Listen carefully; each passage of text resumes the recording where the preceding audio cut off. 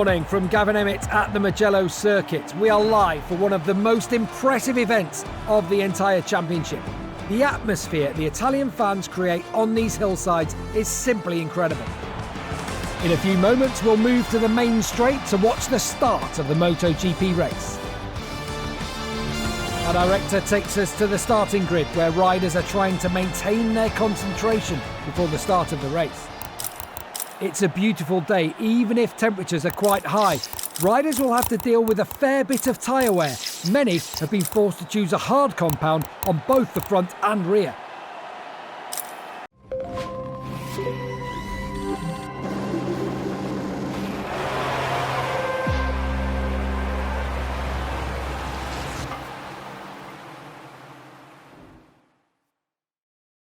So your grid for the Italian GP sees Pecco on pole ahead of Marc Marquez and Luca Marini. Marini promoted onto the front row as Alex Marquez must serve 3-place grid penalty. The Gresini rider will launch from 6th behind Jorge Martin and Jack Miller on row 2. Antonio.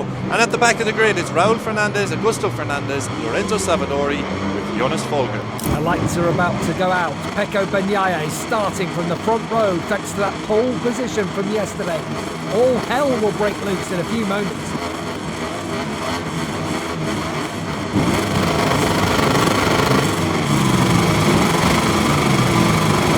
It's going to be full throttle, lights out, and we are racing here in the Italian Grand Prix. So really good launch from KTM star Jack Miller. What an electric start it was by the Australian. He just powers on by Pecco Bagnaia on the ring to stand for the first time. Jack Miller leads on the inside of Bagnaia. Superb by the Aussie. Luca Marini looks like he's up to third place. Bagnaia trying to go straight back past Jack Miller, and he does do into the second corner. Then we've got Jorge Martin further back. Marc Marquez down 2 to 5th, just ahead of his brother Alex. All the field went safely through San Donato. That didn't happen in the sprint yesterday with Alex Marquez's early exit. Marquez trying to find a way quickly through on Johan Zarco. That was getting really tight, wasn't it? Through they go into the first sector, drop down a hill into Casanova and Sully for the first time. Breathtaking part of this Mugello circuit, and it's Pecco Bagnaia exactly where he wanted to be. Luca Marini trying to find a way through there. That got really close going through Savelli. It's Martin who's the leading Pramac Ducati. He's now through on Marini into third place. Johan Zarco's plummeted down the order. He's down to 12th on this opening lap. I think Marini just had to check there on Miller going down to Savelli, and that left the door open for Martin to attack him going into the fast Arabiata. Marc Marquez almost tagged the back end, didn't he, of Luca Marini. That was so close to disaster going down to Scarperia.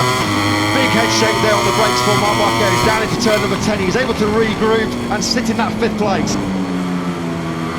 We're on board with Fabio Quattro on the factory Yamaha. It is Bagnaia that leads by just over 0.4 of a second.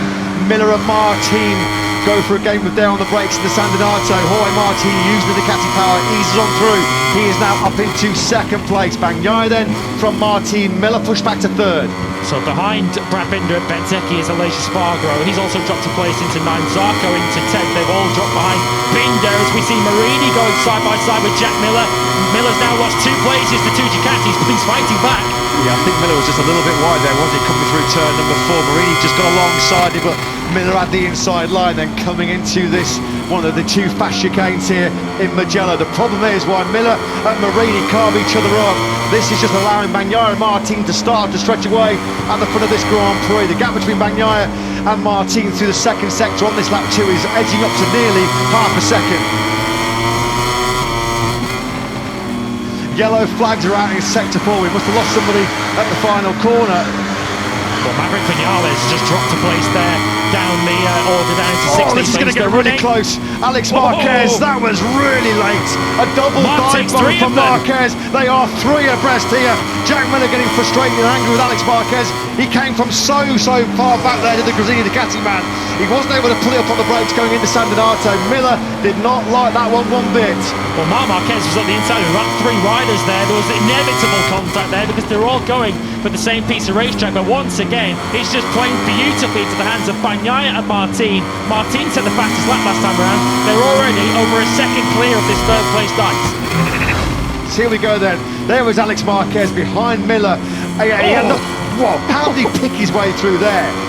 I've no idea how Marco Bezzecchi and Marc Marquez got away with that one. There we go again, Alex Marquez running in wide, then cutting back to the line where Jack Miller was already sitting. That was eye of the needle stuff, wasn't it, from Alex Marquez? You know what he had to do there? He had to release the brake, otherwise he was going to slam into his brother Marc Marquez. Simon, that was really, really scary. Just looked like Alex just had to let off the front brake there because he knew he was going to tag somebody.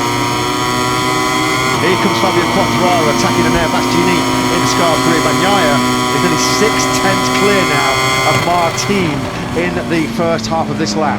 Quartararo unable to get that move done on Bastianini. He took him back through on the exit there. Frank Morbidelli's ahead of this pair. He's the leading Yamaha at the moment in 11th place. He's at the back of that train being led at the moment by Jack Miller as he loses touch with the trio up ahead of him. So Fabio Quartararo currently the second of the Yamahas, battling with Bastianini, who passed him within meters at the finish line in the sprint yesterday. I think something might have happened there to Alex Marquez in current tyres because he's just lost. Oh, Marquez now! He's gone down! Full lead angle, he's not saving that one, and it's another DNF then for 30-year-old Spaniard Marc Marquez. He's looking at that stricken Honda, he can't believe it. What on earth happened there? Marc Marquez then will still not finish a full feature race Grand Prix since October the 23rd in Malaysia, Sepang last October. He's frustrated. He was trying to keep the pressure on Luca Marini directly ahead of him. He runs out a little bit wide. Dirty part of the circuit. There's no grip there. It would have all been washed away from the rain last night. And Marc Marquez makes a premature exit here in Mugello. Yeah, he'd run wide and he'd going through turn number 15. He was staying committed.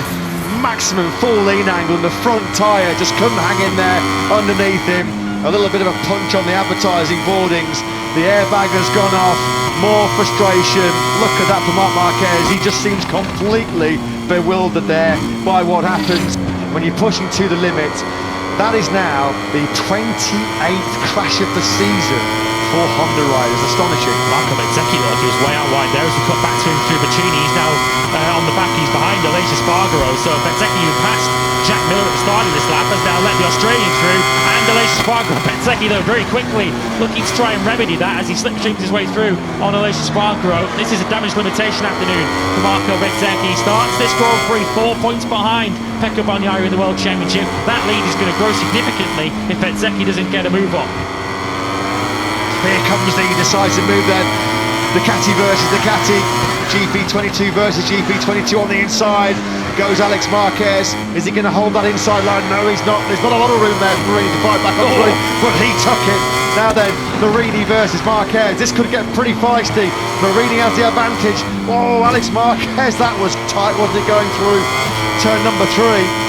John Zarco's eyes will be lighting up just behind him. Zarco started the lap just half a second behind him. He'll close in the more these two dice between them, and it will still keep Brad Binder interested as well. Binder quicker than both of the two riders ahead of him, so this could well be a 4-way squabble for the final podium position.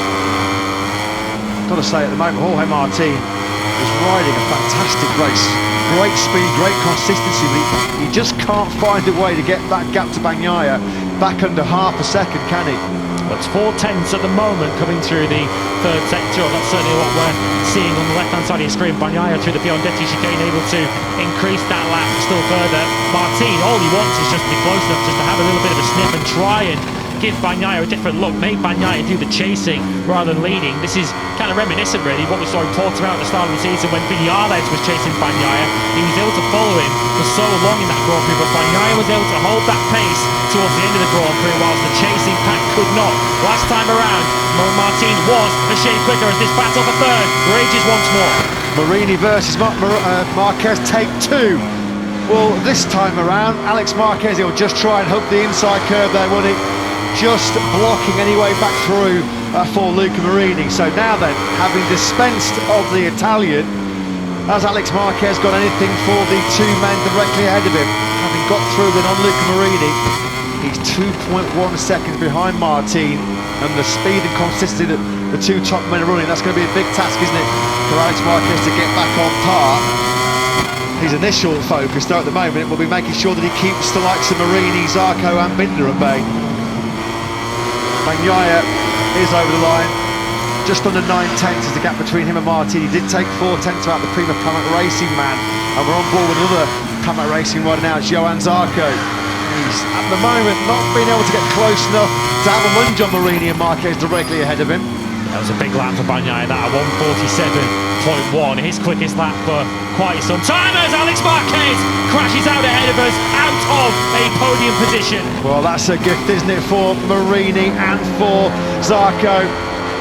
So both the Marquez boys crash out when fighting for the podium here in Mugello.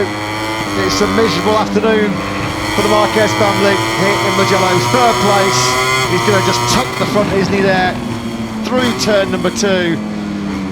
And Alex Marquez's run of DNFs continues after such a promising start to his Ducati career. Since his term as podium, his results and form have completely disappeared, and this will be a real tough one to take.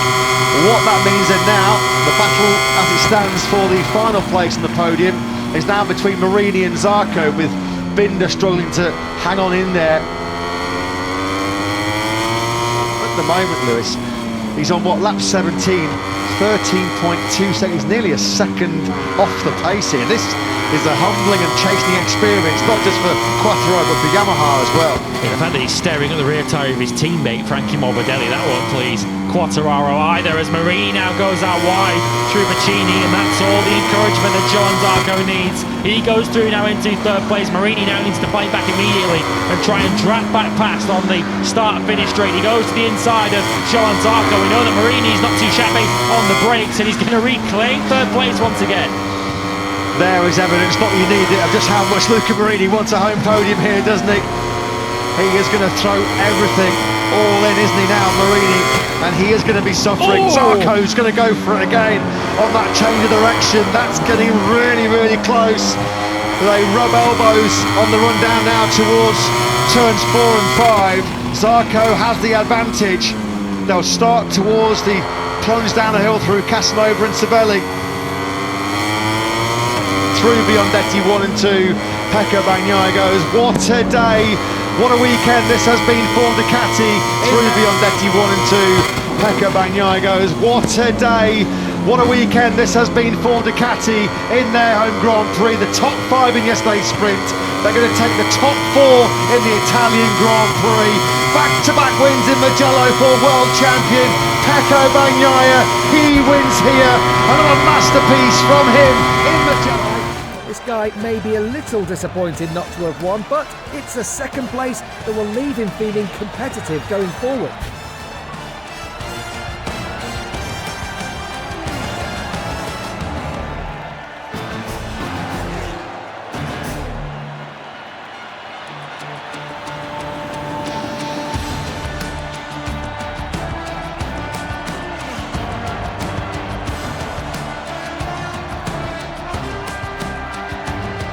The beast was amazing today, simply fantastic. Bastianini rode superbly and rightly takes to the top step of the podium. And Haii really was on it in that one.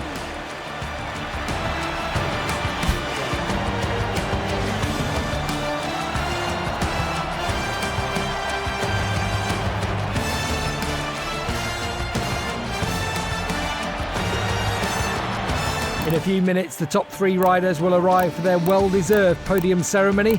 In the meantime, let's take a look at the MotoGP race final results.